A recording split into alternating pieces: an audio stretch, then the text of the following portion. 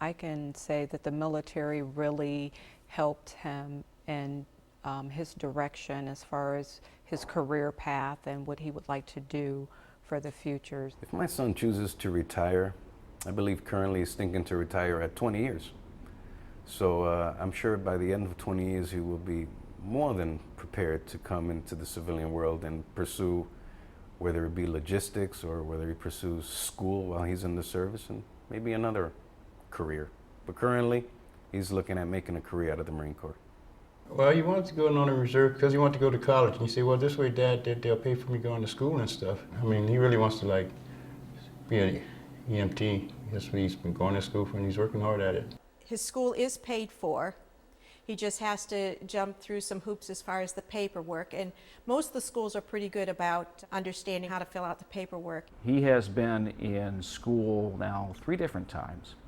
But interestingly, since his engineering school requires a co-op program, he's been able to count those schoolings as part of his co-op program. So he got paid for it. All his expenses were covered, living, food, everything, travel. Plus, he gets co-op credit in college. That's worked out pretty well for him. Lindsay is in Monterey, California at the Defense Language Institute learning Russian, because she's going to be a Russian linguist. She's still in school now. She's halfway through. She graduates in February, and then she'll go to Texas for a couple months to learn how to be a linguist. She'll have had her language. She'll graduate with her language and an associate's degree, actually, which is great. He had been trying to procure a job in law enforcement for the previous 3-4 years. And after going the rounds and trying to get on in many different suburbs, on many different police forces, it just finally kind of sunk into him that the military service, which he could get the security and police training from, was a viable option for him. And so he decided to go that route.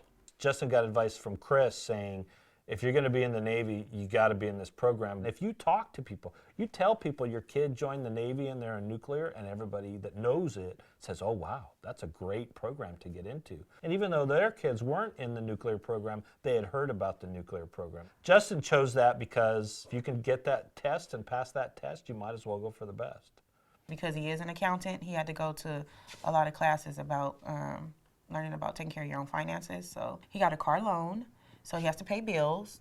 He's a credit union member. Now he has his own accounts. He pays his own car note and all that stuff. So I think financially, it helped him a lot too.